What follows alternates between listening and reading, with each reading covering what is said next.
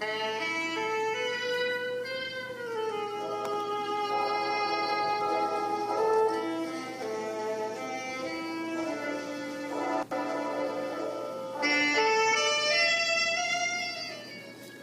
clip you just heard was of my grandfather, Leonard Pamplin, playing his favorite piece, Harlem Nocturne.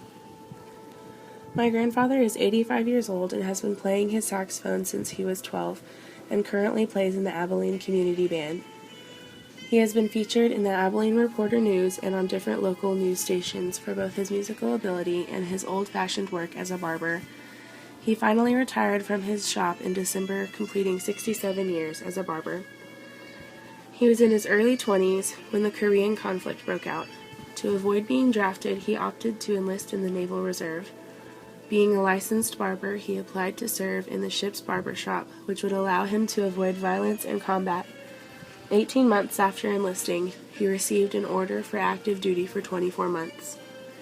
His ship, the USS Manchester, traveled to Hawaii, Japan, Hong Kong, and spent several weeks in battle off the coast of North Korea.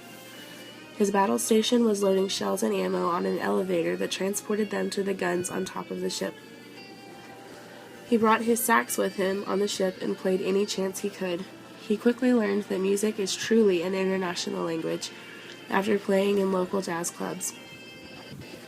For the first time in his life, he wasn't able to attend church regularly. He began attending a Bible study on board the ship. However, the beliefs of the group did not exactly align with his, but he realized that these people were living a more sincere and faithful life than he was. He rededicated his life to Christ and began a closer walk with Jesus. His tour ended 2 months early, and he returned home to his family in San Luis Obispo, California. Another event that changed his life was meeting my grandmother, Patricia Bradley. She lived next to his aunt in Brady, Texas. On a visit, his aunt introduced the two. Being a preacher, he was instantly impressed with her devotion to Christ and her skills as a single mother. 5 years before Leonard and Patricia met, her first husband died due to kidney failure, leaving her with 2 boys, ages 1 month and 2 years. Leonard had to return to California, but quickly began writing her letters. Months later, he came back for another visit, this time for 2 weeks. He met her family and spoke to all of her friends at church. He was met with nothing but praise for Patricia's love and devotion to both her sons and the church. With an education degree from Abilene Christian College, she worked diligently teaching children's Bible classes and teaching other women how to teach. He was impressed, and thoughts of marriage entered his mind. Shortly after his return to California, he proposed to Patricia in another letter. They were married on April 2, 1963, and have been happily married for 54 years now. They lived in California as church leaders for several more years before serving as long-term missionaries in Hong Kong, where my dad was born. My grandfather has been a strong influence on my life, but in very subtle ways. When I was in 6th grade, he gave me my very first clarinet, which he had previously played for many years. His passion for music has inspired me to keep playing year after year.